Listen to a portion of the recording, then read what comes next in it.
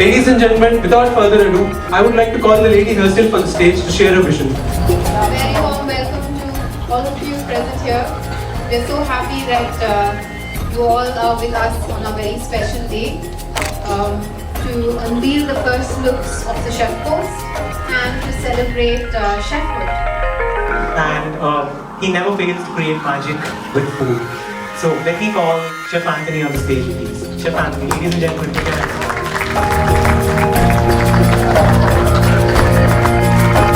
Hi, Chef Anthony. The next guest here to be a part of this integral day, and without any much ado, she was saying, yes, when I'm going to be there. She's one of the most talented actresses that we've seen in the last 2 years in Radhika.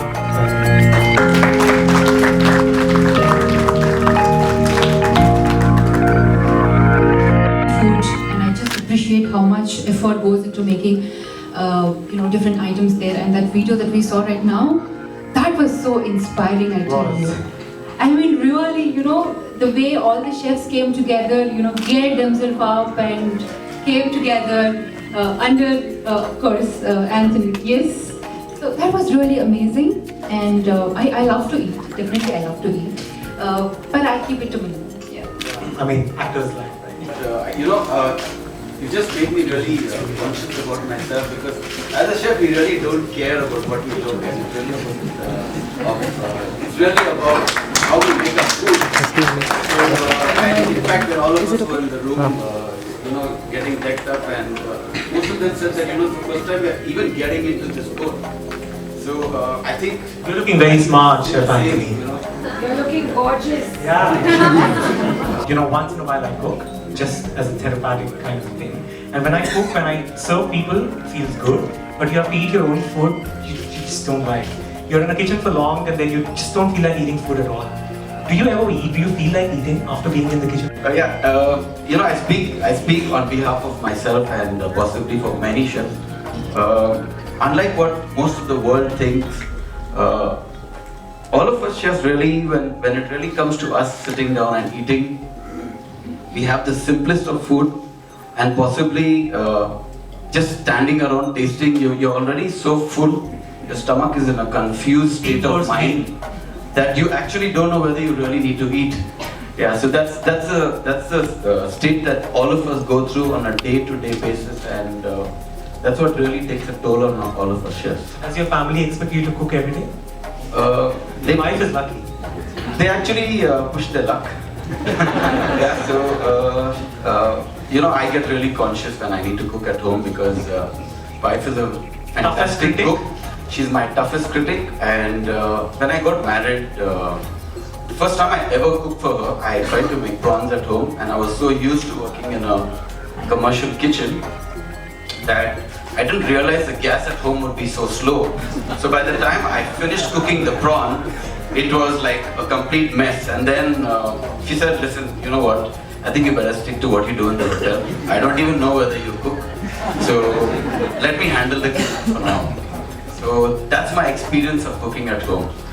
One thing that really probably brings them together, the most common factor is what at least an objective perspective that I have seen.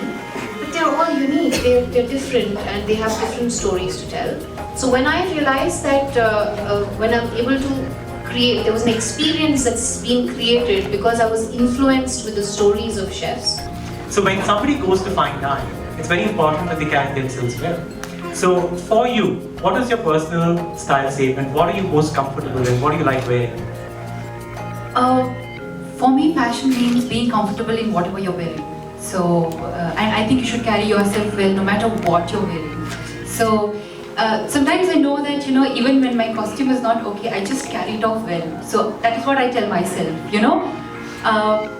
that should be me. I should not be wearing it, but it should be a part of me. So, that defines fashion for me. You should be just comfortable no matter what you're wearing. Absolutely. I just said, there are times when you don't really get what you want.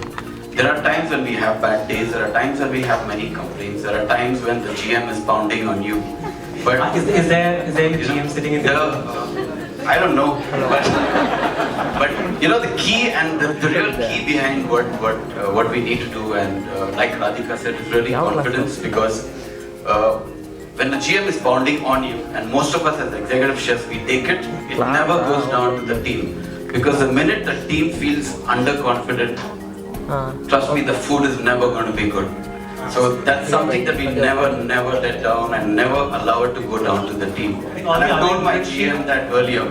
So he kind of said, listen dude, I get the message, you can just hang on, I think all the industries need to know that this pressure is something that people can't work well under. Years in the industry, and I've just switched 3 brands. So I think that's a googly for you. It's the wrong person you're asking that question. So I've kind of spent a decent amount of time with most brands that I have worked with. So, but then what does it take for you to stick on to a brand? For me, it's really the brand that is able to, that really gives me my freedom to express myself. The brand that because I believe that it's not just a brand that you work for, because we as chefs, we are also a brand in ourselves. Because if your food is not good, nobody's ever going to say that that particular hotel was bad. They're going to say that chef has no clue what he's doing. So I think most chefs, most self-respecting chefs like to protect that. Like South Indian food. Like I can eat idli, sambar, chutney and vada. I can eat idli because of the vada. Because I can just not fill my stomach with vada, so I have that also. South Indian food mainly, yeah. Chef Anthony, you say that you're Chinese by race but Indian at heart. So what is your favorite food? I don't have a favorite food, because like I said, I'm very moody by nature. So there are days when I, just for an example, for breakfast, there are days I would eat fried egg for days on end, and then suddenly I start eating some idlis like Radhika. So I continue with idlis for days on end. So I really don't know. It's really, I'm very, very moody. So Still understanding yourself. it just, I still don't know what I like. It really depends on my mood. Sneha, what is your favorite? No, with all the chefs sitting here, I really can't pick a favorite food. So, no, but generally, of course, staple Indian food is, it's comfort food, right? Something that's flavorsome and nice. It can be anything. Talking about the chefs, they are the heart and soul of any brand, I would say. Because I remember if I have to go to a hotel and eat something particular there, and then keep going back to the same hotel because I like that dish, and then realize that the dish is not the same anymore, then I wouldn't want to go back to that place. Why is it not the same anymore? Because the chef has changed. Which it tells a lot about what chefs put into the brand of a hotel, and I think this is overdue. I mean, what you're doing is overdue, is what I think. Absolutely. Can we have a big round of applause to all the chefs sitting here? Food is something that is a stress buster for all of us in our daily lives. So this is wonderful. Thank you, Radhika. Thank you, Chef Anthony. Neha, now I think we're going to launch the chef. Thank you, Chef Anthony. To the medal wine to all the chefs here, the ChefPost. Thank you, chefs. Thank you. Thank you so much.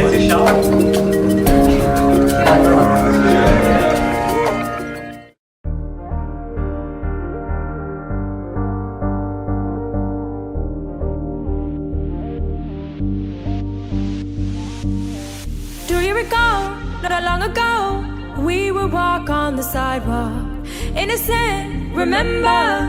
All we did was care for each other, but the night was warm, we were bold and young. All around, the wind blows, we would only hold on to let go. Blow kiss, fire gun, we would need someone to lean on. Blow kiss, fire gun, all we need is somebody to lean on. Blow kiss, fire gun, we would need someone to lean on. Blow kiss, fire gun, all we need is somebody to lean on.